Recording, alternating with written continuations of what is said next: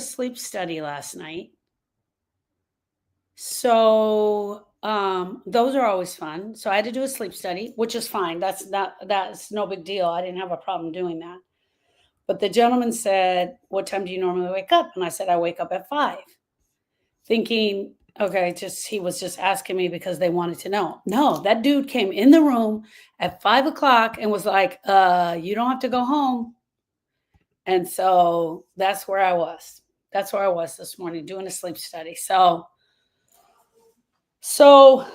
um it was a crazy start to the day, but I promised you guys I would be here at 10. I didn't quite make it, but I'm here. And so that to me, I'm saying that's to me, that's the important part. I don't know. I don't know. It's Saturday morning and I'm fired up.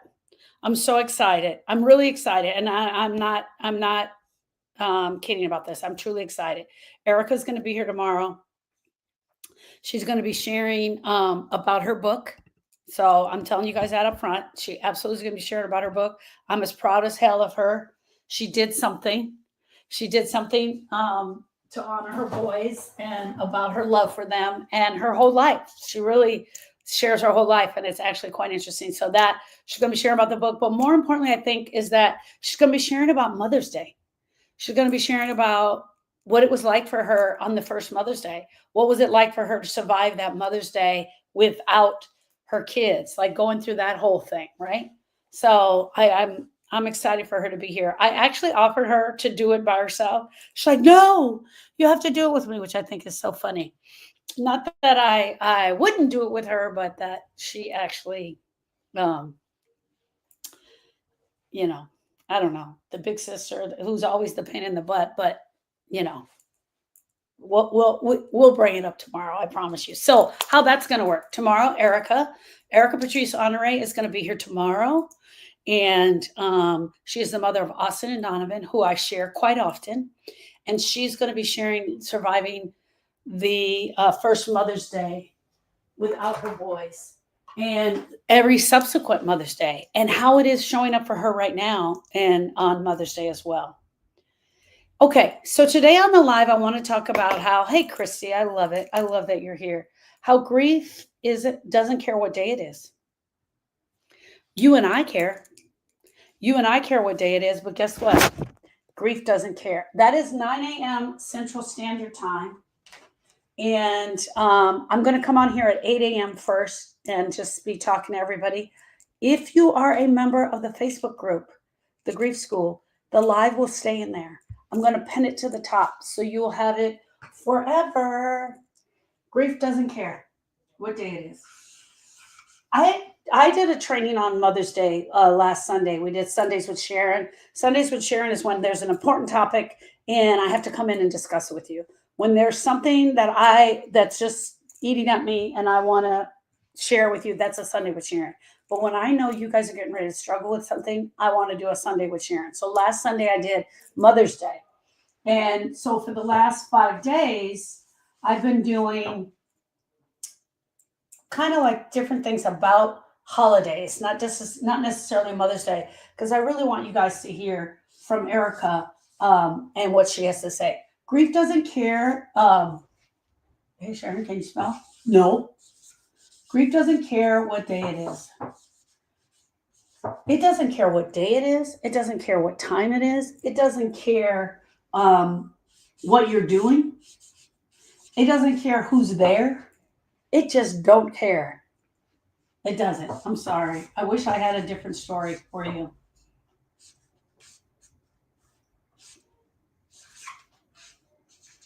It doesn't care what day it is. It's going to come in no matter what. Today we're talking the truth about how grief doesn't care what day it is. It doesn't wait for birthdays. It doesn't wait. These are the things it won't wait for. It doesn't wait for your birthday to show up. Hey, I have a gift for you. Today's your birthday, and so I'm going to show up for you. It doesn't care. And here's the other thing. Let's say this is your normal flow of grief that happens in a day. This is what's going to happen on your birthday. And here's the other thing, and this is why I want to point this out. It doesn't care if it's your birthday or his birthday. It doesn't care if it's your birthday, his birthday, or their birthday. It is going to show up, and it's going to show up escalated. So it doesn't care if it's your birthday or their birthday. It's showing up, whether you want it to or not. It doesn't care. He sounds so mean, doesn't he? It doesn't care if it's your anniversary.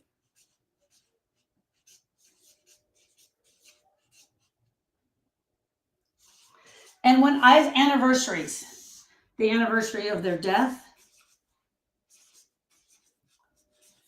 your wedding, the last day you saw them, the day you took them to the hospital, the day you got the call. Grief doesn't care what your anniversary is. It's going to show up, and it's going to show up full-fledged whether you want it to or not. It's coming. Grief is coming. And it doesn't look at your anniversary and goes, oh, let me give Grandma Babe a break. I know she's been grieving a lot. I know her anniversary is coming up. Let me give her a break. It don't do that. It just doesn't. Here's the other thing. And it doesn't care what holidays it is. Mother's Day. I said birthday, Christmas, Easter,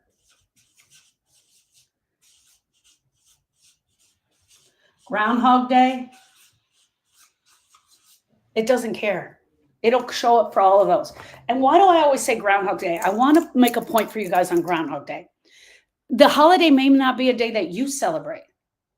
It could be Daisy Day or something like that. It may not be a holiday that you personally celebrate. Hey, my friend Suzanne, thank you so much. It may not be a day that you personally celebrate, but just because everyone else is celebrating it and there's this energy around that there's a holiday, it's going to make your grief go up. It's going to make your grief feel more escalated and elevated. Hold on, this pen is going down. Let me get another pen. Pencil, marker.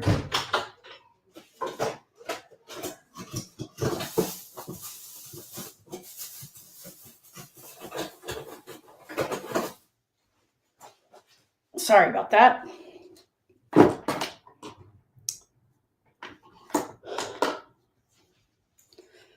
I guess to say, and this is the truth, for me to say that grief doesn't care is kind of harsh. But I'm doing that on purpose because I want you guys to feel it and understand it.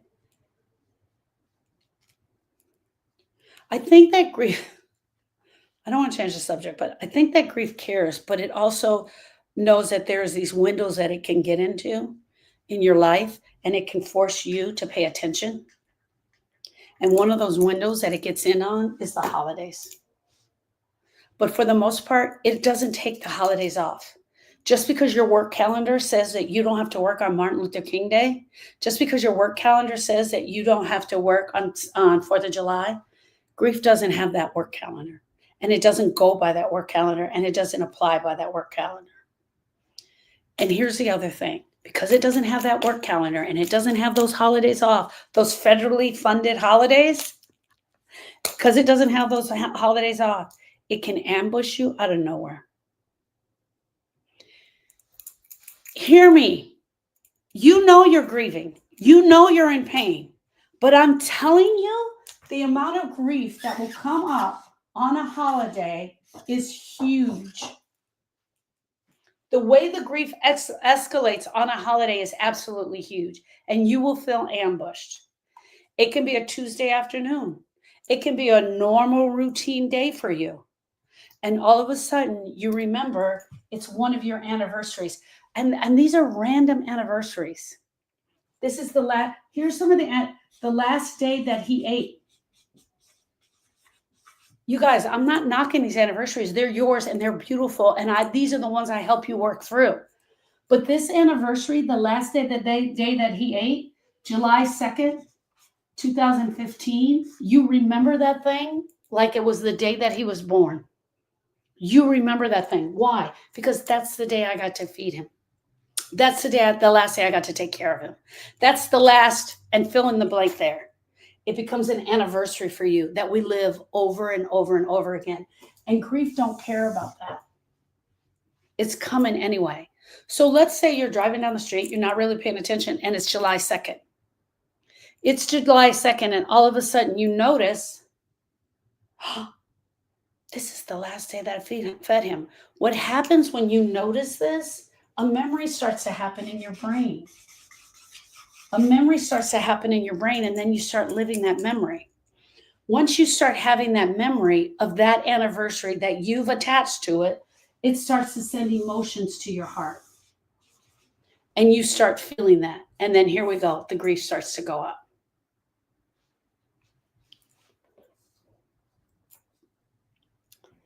Society often expects us to be strong. They especially expect us to be strong on any holiday, on any birthday, on any special day.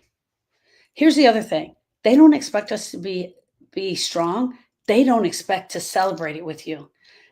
I'm going to be heavy here. I'm going to be really heavy. They don't care that it was the last day that you fed them. They don't want it ruining their day. They don't want that rubbing off on them. So they're just like, I'm kind of okay with it. Suzanne says, if you're not consciously aware of it, or you're consciously remembering it, your body will remind you. And that is so true. I can't even tell you how many times I've met with grievers and they're like, something's wrong. I don't know what it is. Something's wrong. And it actually, hey, Miss Kelly, so glad you're here. It's actually that the body's remembering that it's a day. I call them anniversaries, but you guys can call them special days or my last. Society often expects us to stay strong and get over it and move on fast. Grief doesn't operate on a timeline. It doesn't operate on a timeline, and it doesn't know what day it is or care what day it is. And it will absolutely tell you, I don't care. It's okay if you're not okay. I'm going to remind you that this grief is here, and I'm going to remind you of it today.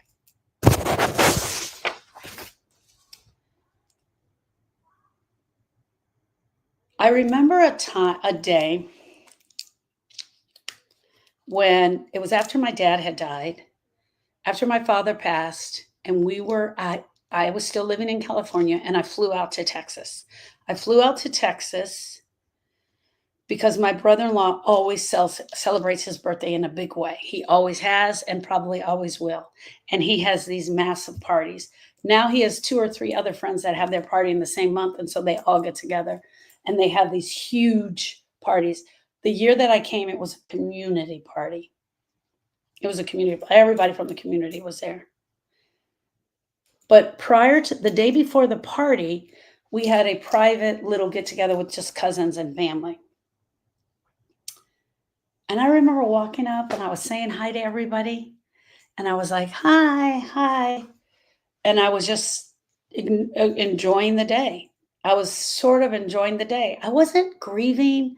Grief hadn't really hit me. My dad had died. So it was 2014. My dad had died, and we were out here and everybody was having a good time. I felt a little uncomfortable being in the South because that's where I'm from, and that was sort of playing on me. But I walked up on a bunch of men sitting on a bench, and one of them was my uncle, who is very familiar to me because he looks a lot like my dad. And he spoke. He wasn't even talking to me. He just spoke. And he sounded so much like my father. And here it was, everybody around me having a good time. And I was just walking up towards him, and I just stopped. I felt this overwhelm of grief just hit me out of nowhere. It didn't care that I was in a party situation. It didn't care there were 500 pounds of crawfish getting ready to be poured out on this table. It did not care that everybody was laughing. People had drinks in their hand. The weather was perfect. There was this cool breeze. We were standing in the grass. I'd never been to these people's house before. All I knew was I heard my dad's voice, and it came out of my uncle's mouth, and it was a very thick southern accent, southern drawl coming out of my uncle's mouth. And all of a sudden, I got filled with the spirit of my dad. The smile went off my face immediately. Nothing had changed in the group of everybody that was going on. I just had a moment. I was struggling, but I didn't want to take the mood down. And I froze. So and I just stopped. And standing next to me was my brother in law, Louis, Erica's husband. I don't even know if he remembers this. I'll have to ask him. Standing next to me was Louis, and he saw me, and he saw what happened. And he took his hand and he just put it on my back. And he was like, "It's okay."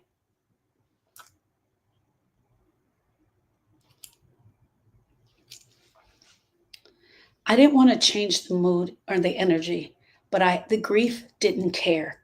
It just showed up. Right in the middle of that celebration, it showed up. I took a deep breath and I started walking, but I put up a facade for the rest of the day. I was laughing at jokes, I was engaging in conversations. The entire time that the rest of the party was going on, I was feeling disconnected. I was feeling emotionally exhausted. And that evening, when I was all alone, I just started to cry.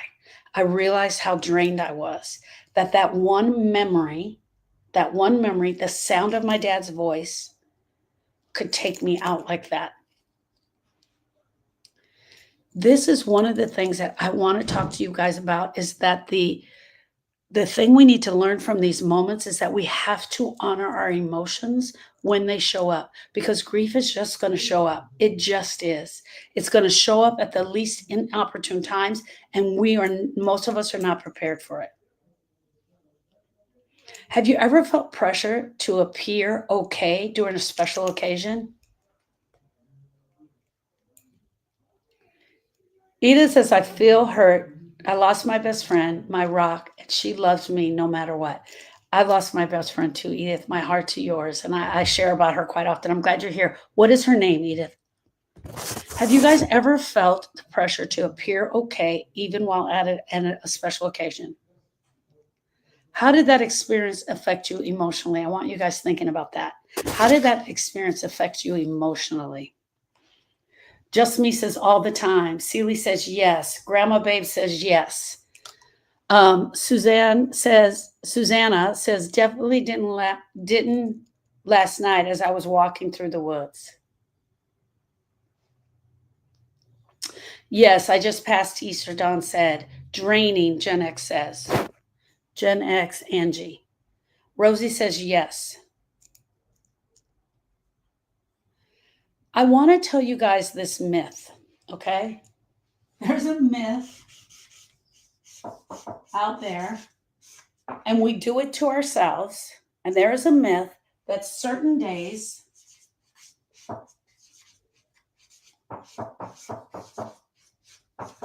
will be harder.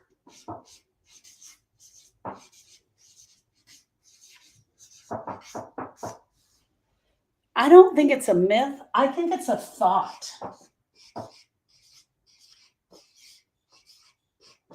I think it's a thought. Oh, I can't do that holiday. Oh, I can't do that anniversary. Oh, I can't do that. I'm sorry. Let's look at this. Here's Sunday. Here's Monday. Here's Tuesday. I'm going to run out of space. Here's Wednesday. Here's Thursday.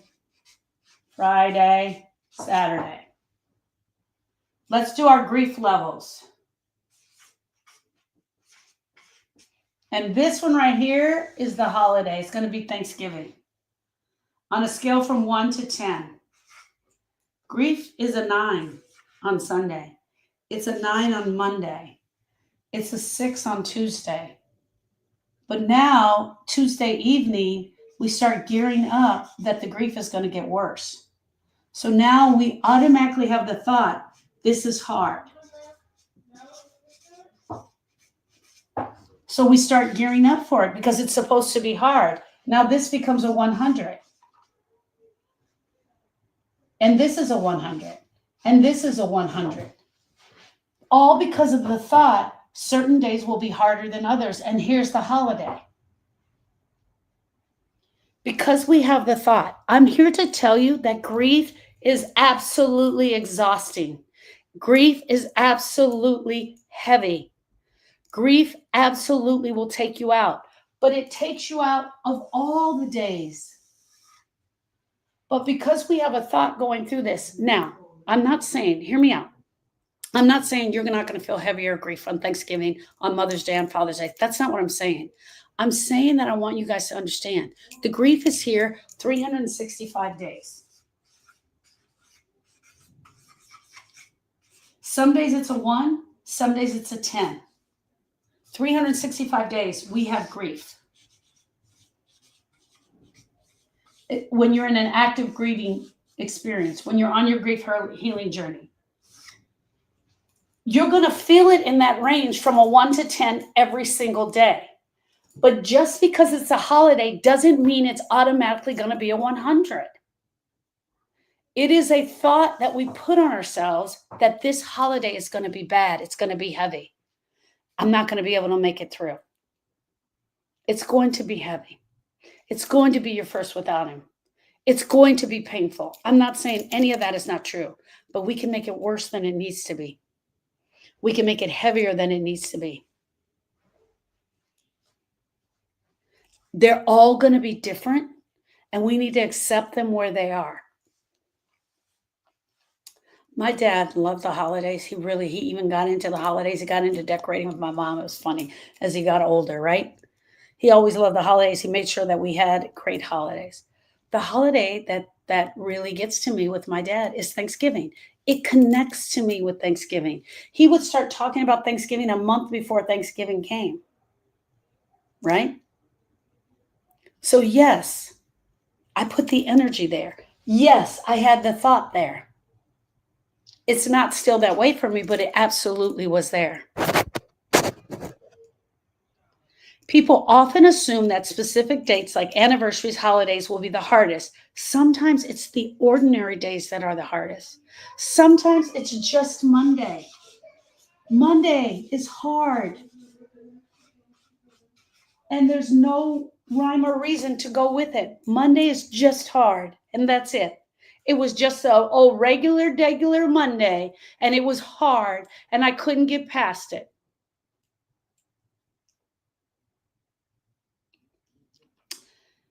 How many of you guys have been in the regular Monday, been on a regular old everyday Monday? You're walking through the grocery store, you're doing your grocery shopping in the local grocery store, and as you turn the cereal aisle, you see Tony the tiger. And it catches your eye. And that's his favorite cereal. And the sight of that particular blend of cereal that your partner loved to use. My partner loves Tony the Tiger. Tony, my Tony. And he smashes it up and he pours milk on it. And here's the most disgusting thing. I'm going to tell a secret. He pours the milk on it and then he walks away. He wants it to get soggy. Whoever heard of such a thing? Okay, he wants it to get soggy, and then he's going to come back 15 minutes later, and he's going to eat it once it has soaked up most of the milk. Disgusting. No way would I eat my cereal that way. Here's the deal, friends. That's a memory for me.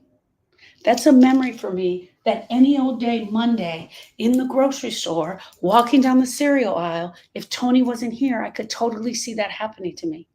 Austin's favorite cereal. Donovan's favorite cereal. You would stand there and you would stare at the box and it would take you out of the moment because grief doesn't care that you're in the grocery store. It's going to show up. All of the memories around that box of cereal come flooding back to you. Lazy Sunday mornings, the soft wake up where you guys just had your coffee together, breakfasts together, you teasing him about pouring the milk on the cereal and it getting soggy. It's not a special day. It's just an ordinary day. And all you did was go to the grocery store. and you were taken out of the moment. You're taken out of the moment. When you have that memory of that cereal on that regular Monday, it takes you out of the moment. Grief takes us out of the moment of living. You take a deep breath. You allow yourself to feel it. You allow your heart to feel it. And then you continue on. You continue on with your shopping. Because I'm telling you, friends, grief doesn't care. Doesn't care what day it is. Doesn't care how you are getting through the grocery store. It doesn't care that Tony loved Tony the Tiger cereal. It just doesn't. Guess what else it doesn't care about? It doesn't care that next Sunday is Mother's Day. It doesn't. It will show up for you. It may show up on Wednesday, may show up on Thursday, may show up on Friday, Saturday, Sunday, and here's the clincher, friends. It may actually show up on Monday or Tuesday. And that is not uncommon for us.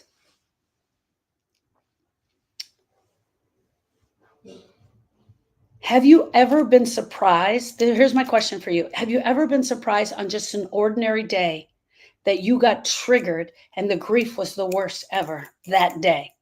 And it still blows your mind. You were nowhere near a holiday. You weren't even thinking about your person, and out of nowhere, the grief just shows up.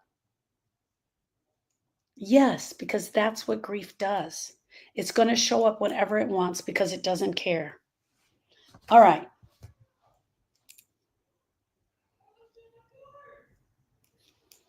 I'm missing coffee with my mom. Not looking forward to the second Mother's Day without her. My heart to yours, Gracie. My heart truly to yours. I hope you come back tomorrow and hear Erica share about a mom. She, as a mom without a child, but she's going to touch on all the subjects. I promise you guys. She's going to touch on them all. Okay. One of the things that's going to help you get grounded, even for Sunday, one of the things that's going to help you get grounded is to create a daily routine. Create a Sunday routine. Go back to your Mother's Day routine. Maybe if you're Gracie, you're going to invite somebody for coffee. Maybe you're going to have a coffee and invite women over. But creating a daily routine. Oh, I said routine, but I meant rituals. Rituals.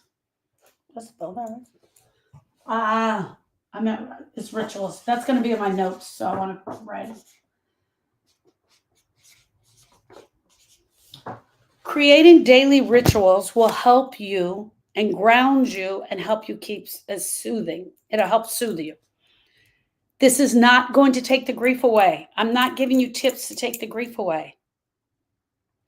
One of the things you might want to do this week, going into the week, is light a candle every morning in memory of Mom.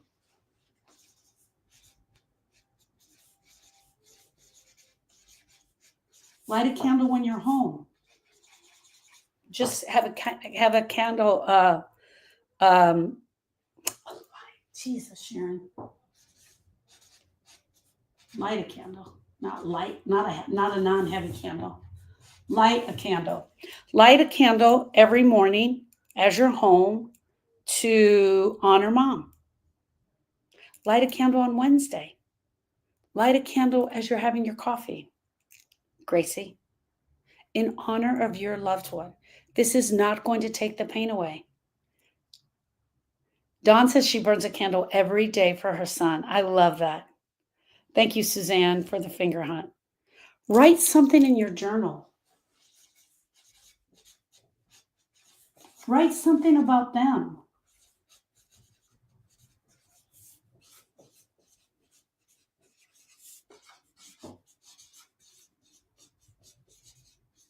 Write something to them. Write something to them. Write something about them.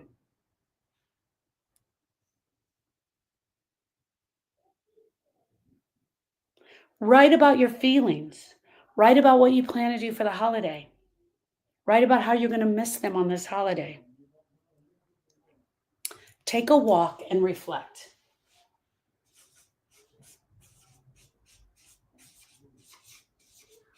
Take a grief walk. Take a grief walk. Call it a grief walk. Let people know you're taking a grief walk. I got to go. I'm going to be with mom for a while. I got to take a grief walk. And just go. I'm missing her. It doesn't help. It doesn't help. And Gracie says it doesn't help. This is never intended to help. It's intended for you to have something planned, even though you know you're going to be in pain all the way. It's so you just don't fall apart on the day. That's the only thing that the plan does, is this helps you to not absolutely fall apart on the day. It's also a form of honoring your person. It is a form of honoring your person, honoring their love, honoring your love for them and their love for you. Listen to music. Prepare their favorite meal. Prepare something of their favorite meal.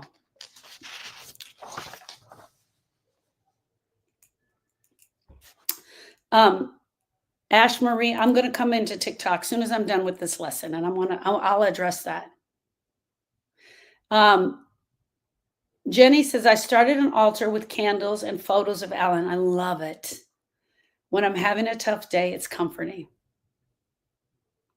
It doesn't help with the coffee date.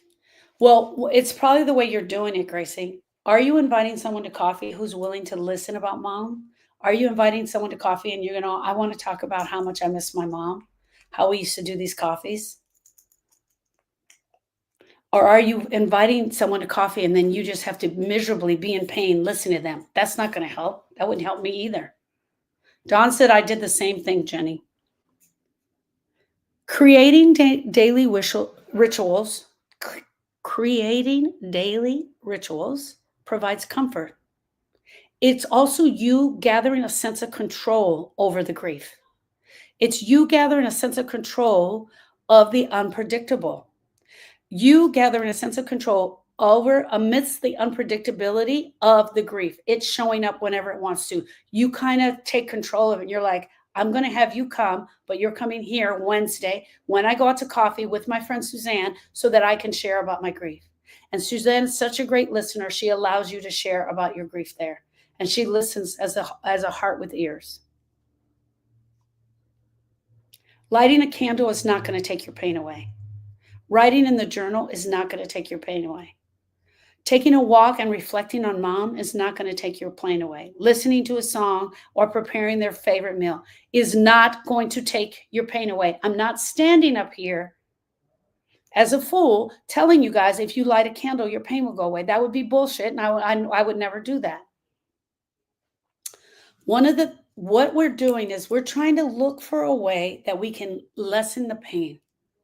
That we can have control over the grief so the grief doesn't have control over us. And a plan is the number one way to do that. Suzanne says, wear a piece of their favorite clothing, their jewelry, wear their perfume. I love that. I love that. Dawn says, I tell my son good morning every day to his picture. And then she lights the candle. I promise you guys, the rituals are going to get you through. The rituals are going to help you. They're going to help you talk about your person. They're going to help you share your person with other people. They're going to help you move the grief and not just stay stuck in the grief. I promise you. I promise you is what it's going to do. Okay. My last point, number 4. You grieve out loud all year long, not just on the holidays. We're going to grieve out loud all year long, not just on the holidays.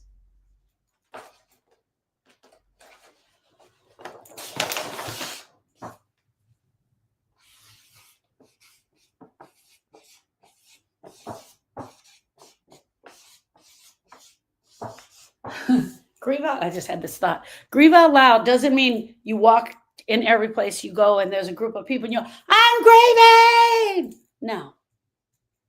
Grieve out loud is you grieving. Is you acknowledging that you are the griever. You acknowledging that you're the griever and you express your grief. Not just on specific days. Not just on anniversaries. Living your grief out loud means you give yourself permission to feel. You give yourself permission to feel. So, number one, you acknowledge. You acknowledge that you're grieving. Number two, you acknowledge your grieving so that you can express. To express the grief in any way that you see fit. These are just ideas I'm giving you, but you express it. They express the grief. How might we express the grief? We express the grief by talking, by writing, by crying, by singing. Any way that you want to express the grief, you do that, right? Number three, to express your grief, not just on special days, right? We living out loud means you give yourself permission to feel.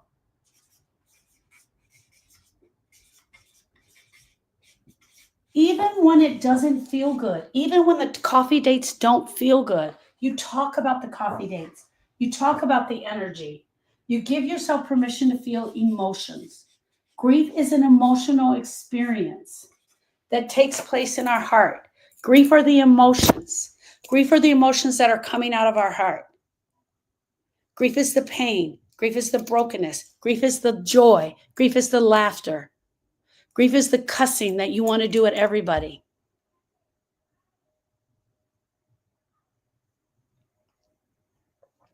After Sharon died, I truly found myself retreating inward. There's no joke. I was hesitant to share the grief. I was hesitant, and I was a grief specialist. I had people sitting in my class doing grief work with me. And I hesitated to share the depth of how bad I felt. I honestly felt like my right arm had been ripped out and that I was just left with this bloody, stumpy end. And everybody was checking on me. Everybody was checking on me. And I think I had this thought that I should be checking on other people, but that I didn't have the energy to do that. So everybody was checking on me, but I also didn't want a new best friend. So I didn't want people coming up feeling like they could be my new best friend because nobody was taking her place. That was part of the stubbornness of me. Plus, I was trying on new best friends like you would try on a pair of pants. Well, who's going to be my new best friend? And I would start talking to people. It was all intellectual. Friends, it was all intellectual. I know that now. Well, who's going to be my new best friend? And I would go talk to somebody and they didn't respond in the way Sharon did. And so then I would check them off the list. Oh, not her, not her, not her. And eventually I just got to this point where I'm like, okay, I guess I'm by myself. I truly believed by keeping it private, I could shield myself from going deeper in this grief.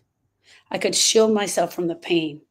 I could avoid the burdening anyone around me or having anybody feel like it was their responsibility to take care of me.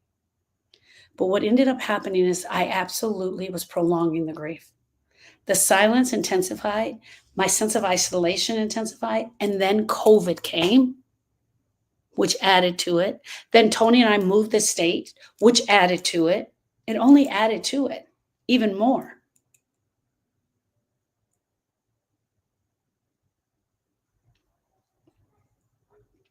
It wasn't until I had this last little bit, and hear me out, guys. I did my grief work and I was going along, but there was this thing like a fur ball that was just stuck down in the bottom of my heart that I just couldn't get out. It was this last little piece.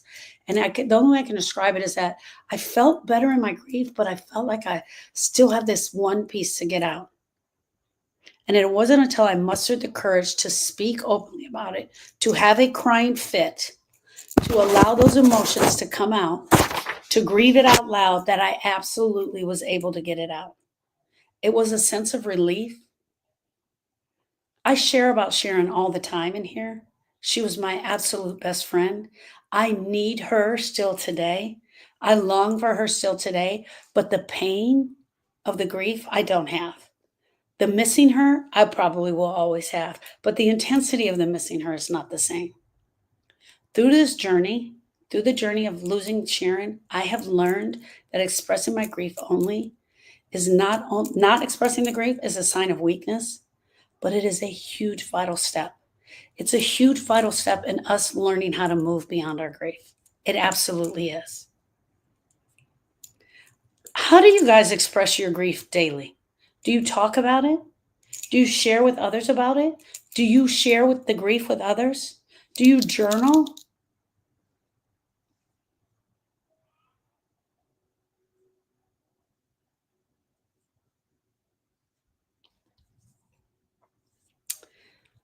My friends, I have to say this, and it's huge. Grieving out loud is this. But grief is a healing journey.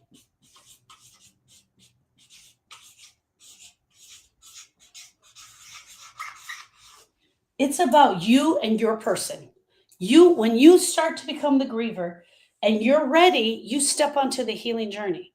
But prior to stepping onto the healing journey, you're just over here. You're just over here. And regular, old painful grief. You make a decision to do something about this grief and you step onto the healing journey. Let me tell you what grief is not. Grief is not a destination. It's not a destination to park yourself. It never was. It never will be. It is not a destination. You don't just park your butt onto the destination of grief and expect that it's going to go away, because it just doesn't do that. Grief is not a destination. It's okay to have good days. It is okay to laugh. When you're on your grief healing journey, you will laugh.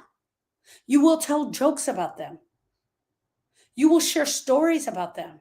You start living again. Regardless of what the calendar says, you're grieving out loud, you're on your grief healing journey, you're doing all these things, and some days you can't get out of bed. That's grief healing. That's the grief healing journey. The destination is I just sit there and I do nothing. I just sit there and I do nothing. Remember, my friends, you are not alone. You are not alone. We are all grieving. We are all grieving. I want you to choose one of the grief care rituals that you plan to use this week for mom. Is it talking? Is it writing? Is it crying? Is it lighting a candle? Is it playing a song? Is it going on a walk? What is something, hey, Debbie, what is something you're going to do this season? Share the ritual that you picked with someone else so they can help you with that.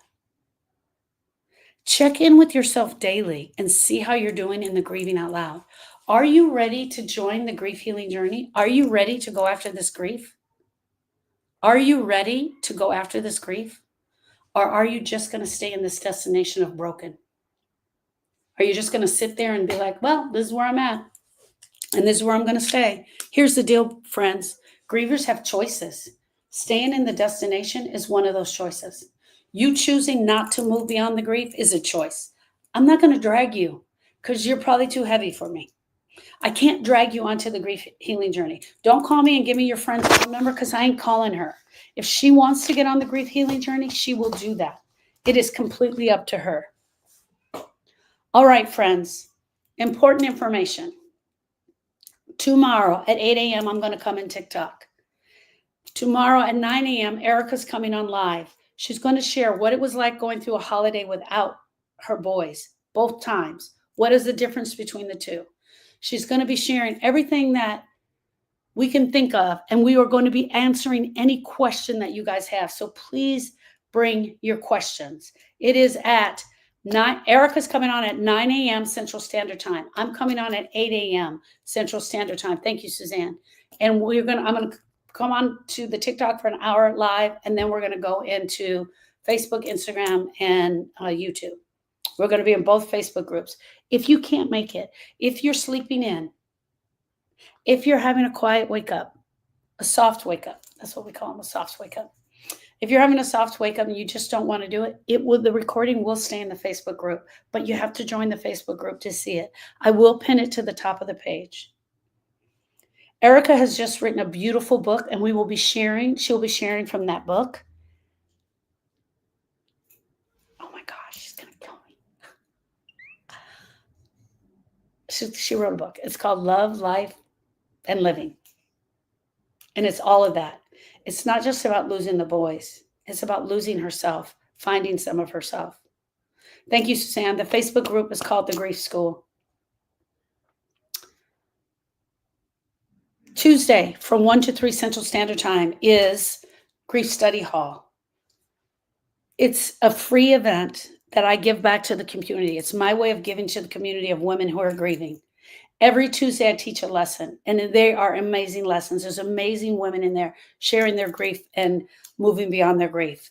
You can find the link in the bio that says it's in every one of the posts. You can click there. There you can find the Griever's Guide. These are ways that I give back to the grieving community.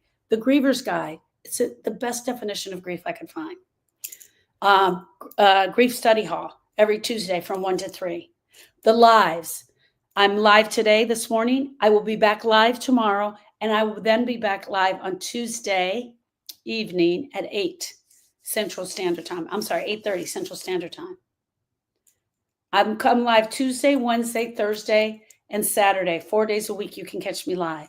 If you're in the Facebook group, you can always catch these lives and watch them at your own time. If you're in TikTok, you can click on the link here in my bio, and it says click here for hope. There you can find all of the things that I'm talking about as well. But if you're in the social media, Instagram or Facebook or YouTube, you can go there. Friends, next week, I'm going to continue on sort of with this same subject, but really go into how you're going to survive, play off of what Erica teaches you guys tomorrow, and how we're going to get ready for Mother's Day. I'm going to be with you and support you all the way through the Mother's Day. I don't know what my teachings are yet because I haven't written them, but I'll write them on Monday and we will talk about them. I see you. I'm a griever. I've been where you are. I know this hurts. I absolutely know this hurts. I know that Sunday is going to be hard.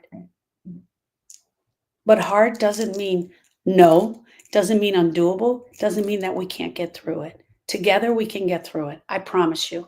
Here's the other thing. If you decide that you're not doing Sunday, I support you, girl. Don't do it. If you decide you're just going to stay in bed or you're not going to go to the family party, you don't want to be a part of that, then don't. It's absolutely okay. Grievers have choices. And if your choice is not to be a part of Sunday, Mother's Day, don't. Absolutely support you 100%. Okay, everybody. Stay on TikTok. I'll be right there. I will see you guys tomorrow at 8 a.m. And I'll be back in the Facebook group at 9 with a little sister in tow. I'm going to wear something my mom would love and feel confident for the day. I love it. Remember, though, also in the confidence, if the emotions show up, that's okay. We allow them. That's confidence. If the emotions show up, we allow them to be there. Thank you, friends. Thank you for your shares.